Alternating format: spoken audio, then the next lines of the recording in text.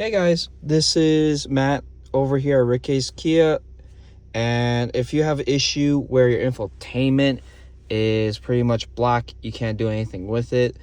It could be one of two things. One being that your special custom button right here was set up to basically turn on and off your display.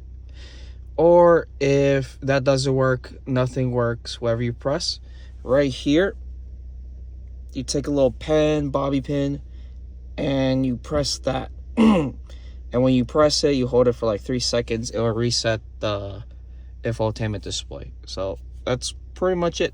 So the solution is the exact same like the K4 on this K5. First thing you want to check is the custom button. See if that's it.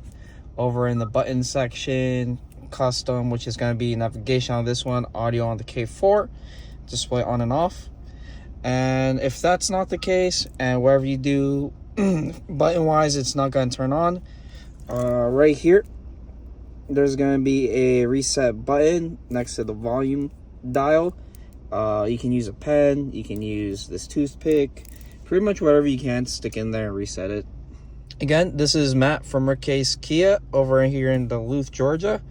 And yeah, if you have any questions, comments, or anything like that, feel free to leave it down below.